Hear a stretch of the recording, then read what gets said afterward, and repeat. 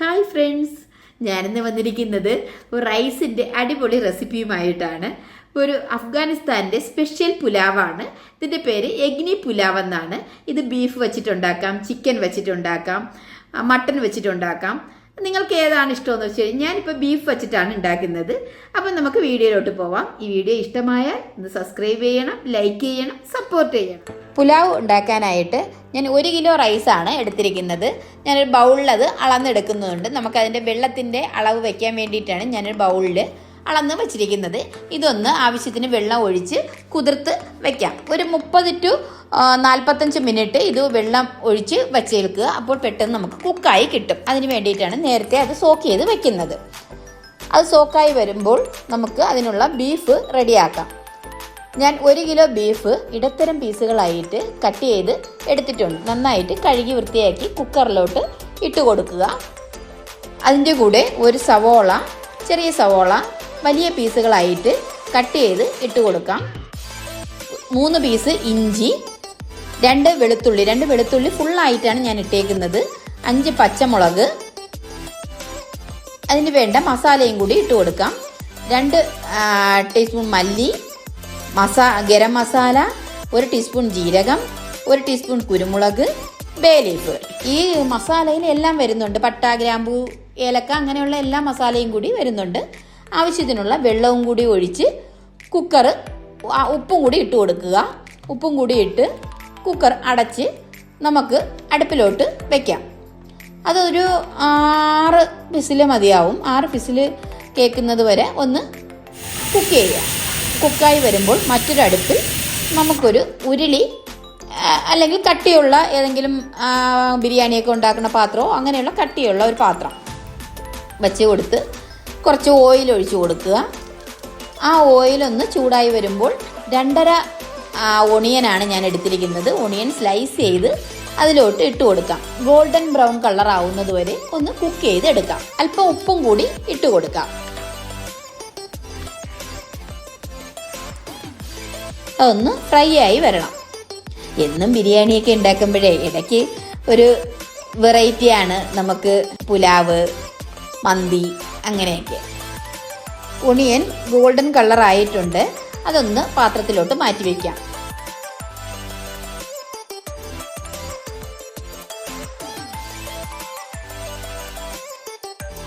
ആ ഓയിൽ തന്നെ കുറച്ച് കിസ്മിസും നട്ട്സും കൂടി ഫ്രൈ ചെയ്ത് മാറ്റി വയ്ക്കാം. കിസ്മിസും നട്ട്സും കൂടി ഫ്രൈ ചെയ്ത് എടുത്തിട്ടുണ്ട്. ഇനി നമുക്ക് ഒരു 8 പച്ചമുളക്, ഗരം മസാല എല്ലാം കൂടി ആ ഓയിലിലോട്ട് ഇട്ട് കൊടുക്കാം. ഒരു 2 വെളുത്തുള്ളി ചതച്ച് ഇട്ട് കൊടുക്കണം. അതിനുശേഷം വേവിച്ച് വെച്ച ബീഫ്, അതിൻ്റെ വെള്ളം നമ്മൾ മാറ്റി വെക്കണം. റൈസ് ചേർക്കുമ്പോൾ ആവശ്യമുണ്ട്. ബീഫ് മാത്രം ഇട്ട് ആ ഓയിലൊന്ന് ഫ്രൈ ചെയ്തെടുക്കുക.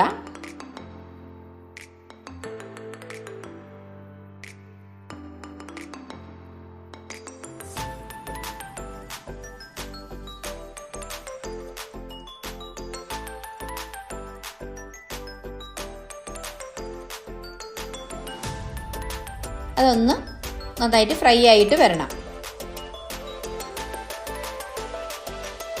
ഫ്രൈ ആയി വരുമ്പോൾ 3-4 ഡബ്ബ തൈര്, വലുതാണെങ്കിൽ 1 മതി. എൻ്റെ ചെറിയ ഡബ്ബ ആയതുകൊണ്ട് ഞാനൊരു 3 ഡബ്ബ തൈരാണ് ചേർത്തിരിക്കുന്നത്. തൈര് ഇട്ട് കൊടുക്കുക. നന്നായിട്ട് മിക്സ് ചെയ്യുക. ഈ തൈര് ഈ ബീഫിലൊന്ന് നന്നായിട്ട് പിടിക്കണം. അതൊന്ന് മിക്സായി വരണം. അതിലോട്ട് വറുത്ത് വെച്ച ഓണിയൻ കൂടി അതിലോട്ട് ചേർത്ത് കൊടുക്കാം.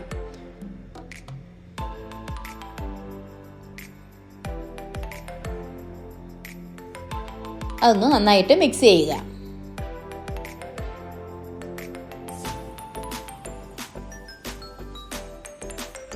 ഇനി നമ്മൾ വെള്ളത്തിൽ ഇട്ട് വെച്ച റൈസ് ഇതിലോട്ട് ഇട്ട് കൊടുക്കാം. ബീഫിൻ്റെ വെള്ളം ഒഴിച്ചതിന് ശേഷം കുക്കിംഗ് ടൈം കൂടുതലാണെങ്കിൽ മാത്രം വെള്ളം ഒഴിച്ചാൽ മതി. അല്ലെങ്കിൽ ബീഫ് വേവിച്ച വെള്ളം ആണ് ഒഴിക്കേണ്ടത്.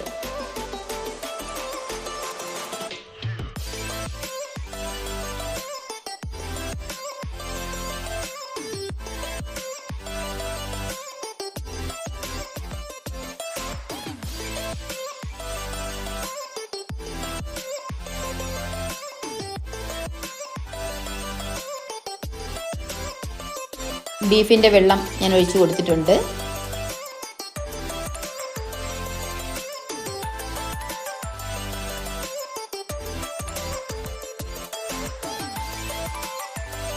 കുതിർന്നിരിക്കുന്നതുകൊണ്ട് കൂടുതൽ വെള്ളത്തിൻ്റെ ആവശ്യമില്ല. നന്നായിട്ട് മിക്സ് ചെയ്തിട്ട് ഉപ്പ് നോക്കുക. ഉപ്പ് നോക്കിയിട്ട് ചെറിയ തീയിൽ അടച്ചു വെച്ച് വേവിക്കുക. കുറച്ച് നെയ്യ് കൂടി ഒഴിച്ചു കൊടുക്കാം. കുറച്ചുകൂടി ഫ്രൈ ചെയ്ത് വെച്ച സവോള എല്ലാം ഇട്ട് കൊടുക്കാം.